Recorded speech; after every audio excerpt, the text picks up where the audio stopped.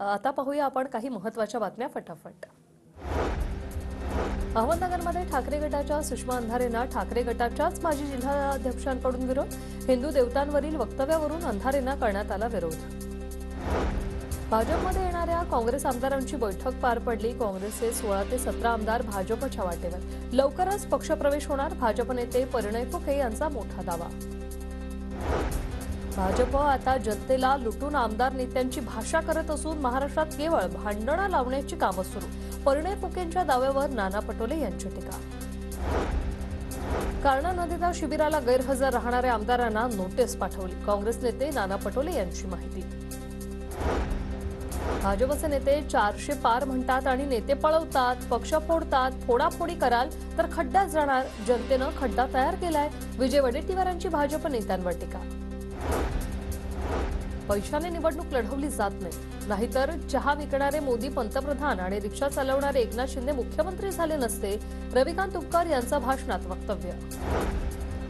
जुन्या पेन्शन योजनेचा प्रश्न येत्या अधिवेशनात चर्चेला जाणार। जुन्या पेन्शनबाबत सरकार अर्थसंकल्पातून भूमिका स्पष्ट करणार। ठाकरे गटाचे दिवंगत माजी नगरसेवक अभिषेक घोसाळकर यांच्या अस्थींचं नाशिकच्या गोदाघाटावर विसर्जन। अभिषेक घोसाळकर यांची गोळ्या झाडून हत्या करण्यात आली।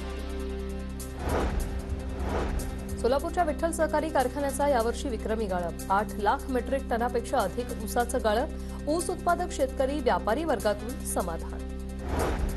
पंकजा मुंडेंच्या वैद्यनाथ सहकारी साखर कारखान्याला नोटीस। कर्मचाऱ्यांचा 61 लाख रुपयांचा पीएफ थकवल्याने कर्मचारी भविष्य निर्वाह निधी कार्यालयाकडून नोटीस।